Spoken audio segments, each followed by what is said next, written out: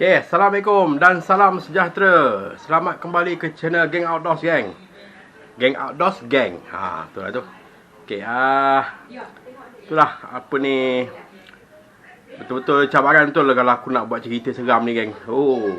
Aku ni kali ketiga aku rekod. Semalam aku rekod gak. Aku rekod 2 kali.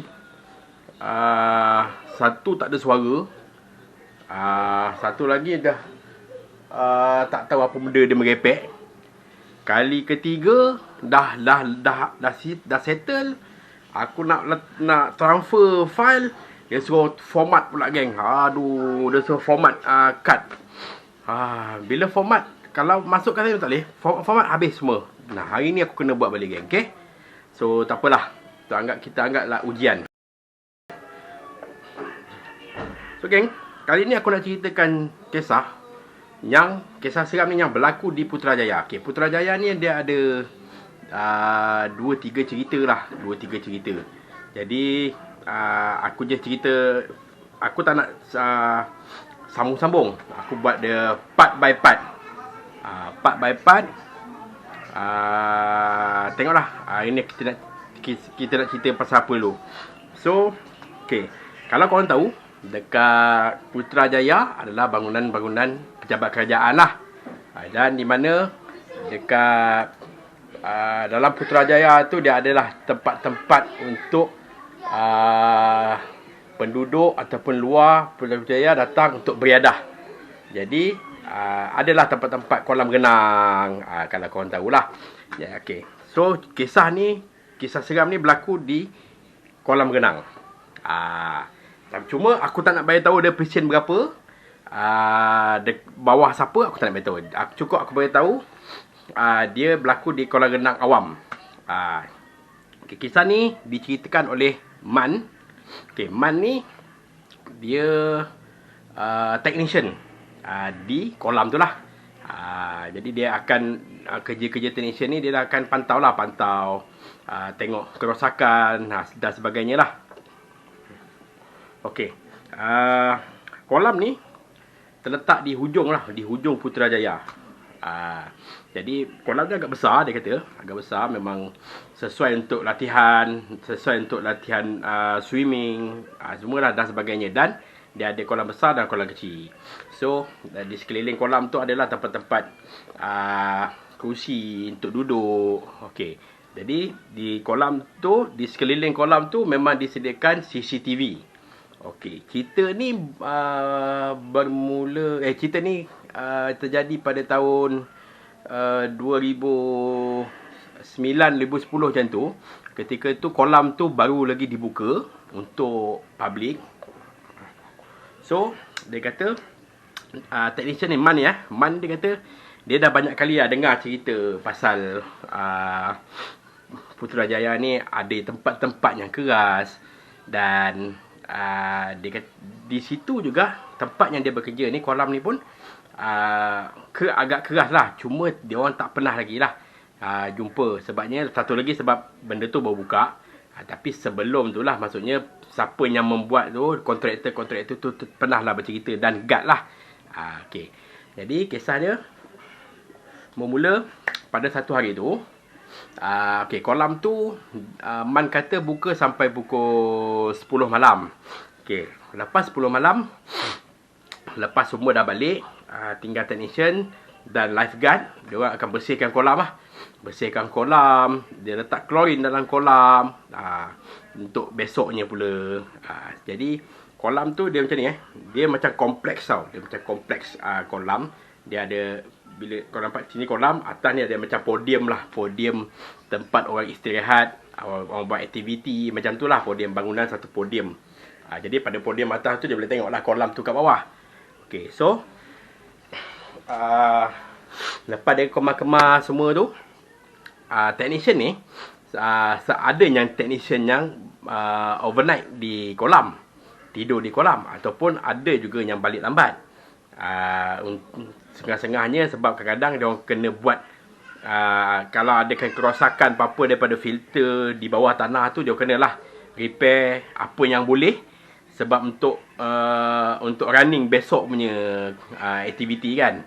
Okey, so pada satu hari tu, Man dan juga kawan dia, kawan technician jugalah, dia ditugaskan untuk cek pump kolam. Pump kolam tu di bawah lah, di basement. Jadi dia pun tak apalah, dia pun overnight lah. Cuma dia tak tidur lah, dia balik dalam, lewat dalam pukul 2 3 pagi. Jadi malam tu lepas lifeguard semua dah balik semua, yang ada hanyalah guard dan ni Man dan kawan dia lah, dia berdua.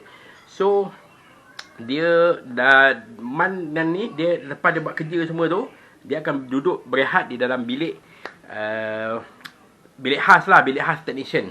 Dan dalam bilik khas technician tu adalah dia punya CCTV. Dia punya TV dia untuk memantau keadaan tu. Keadaan kolam, di tepi kolam, di hujung kolam, di luar, macam tu lah sebagainya. Jadi lepas diorang buat kerja tu, diorang pun berehat. Lebih kurang dalam pukul 2 pagi, lebih kurang macam tu lah. Saya settle tu sebelum diorang balik ke rumah. Okay. Sekejap geng.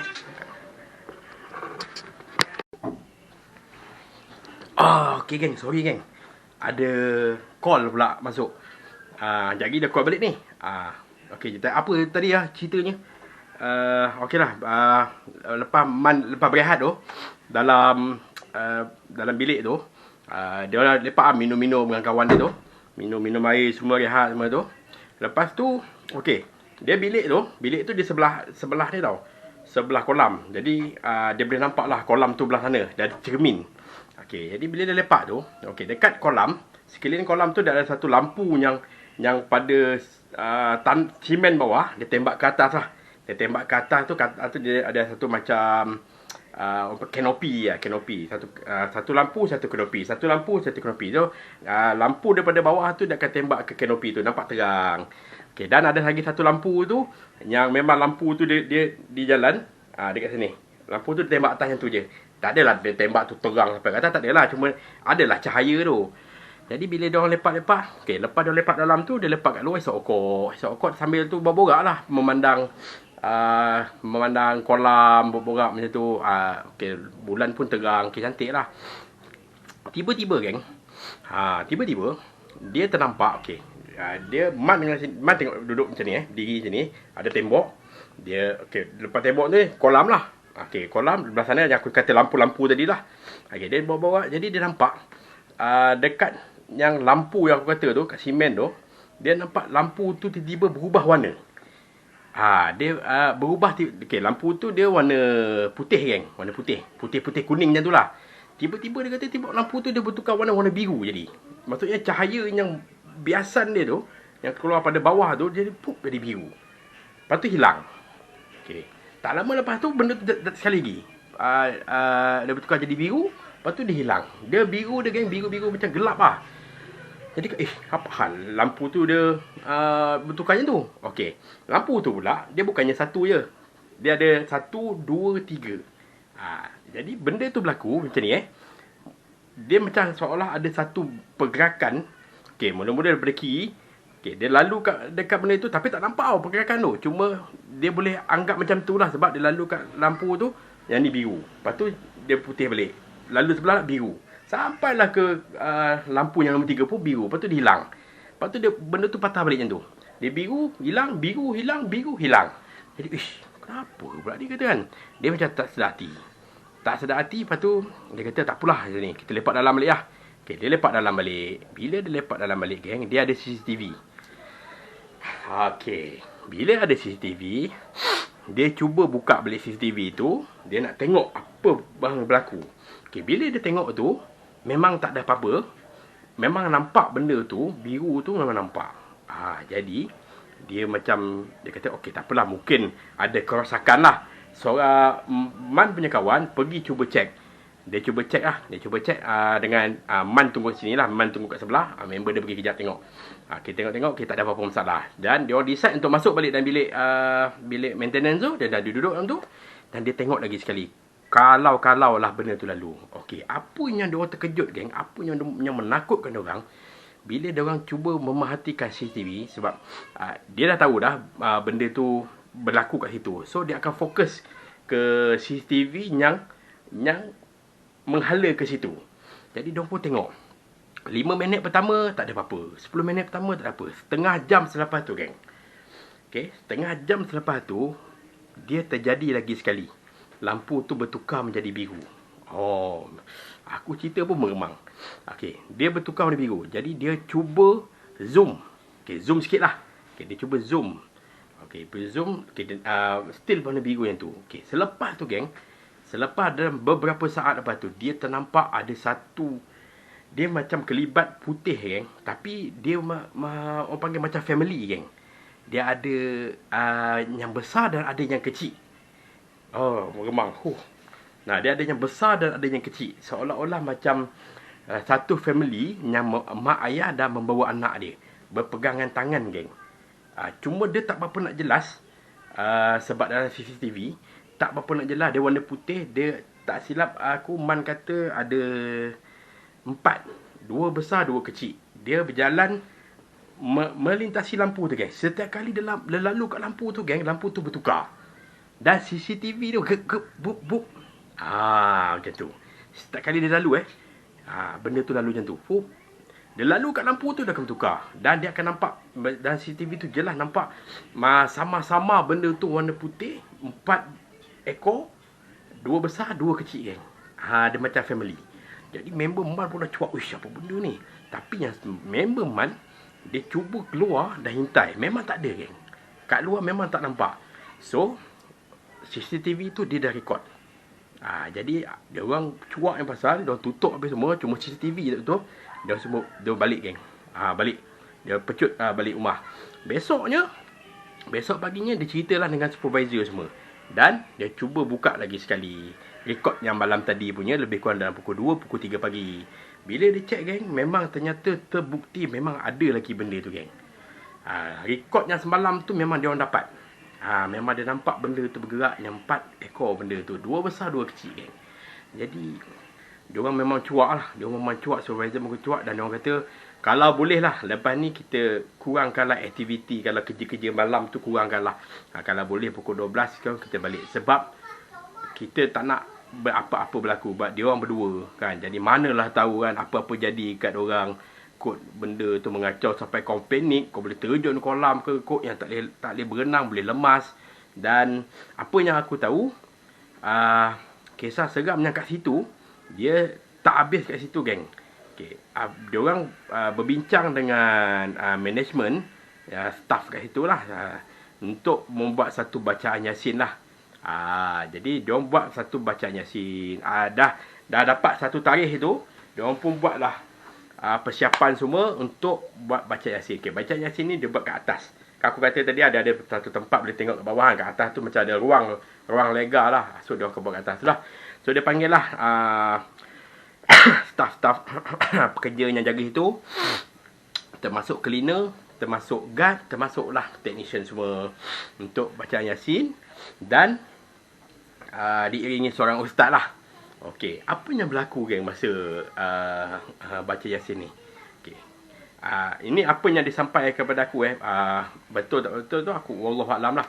So dia kata yang datang untuk baca Yasin ni terdiri daripada lelaki dan perempuan lah. So dia pun baca Yasin. Dalam pertengahan tu, okey, cuaca masa tu tak berapa nak elok. Dia ala-ala macam nak hujan sikit lah macam tu, kan. Ada angin-angin sepoi-sepoi. Okey, apa yang terjadi, geng? Masa dia orang tengah baca Yasin, geng, dalam pertengahan baca Yasin, Man kata, tiba-tiba angin kuat sangat, dia kata. Tak lampau kuat. Dia kata, dia pelik, kata. Mula-mula memanglah macam nak hujan, kan. Tapi dia punya, memang tak pernah berlaku. Dia punya angin sekuat itu. Dia punya kuat dia sampai ada satu cermin tu boleh pecah, geng. Sampai pecah, dia kata. Jadi, tapi sebabkan ramai, geng, dia orang tetap teruskan habiskan baca Yasin. Dan adalah ustaz ni, dia genjir-genjir sikit. Dia tawarlah sikit tempat tu semua. Walaupun dah berderai betul. Okey.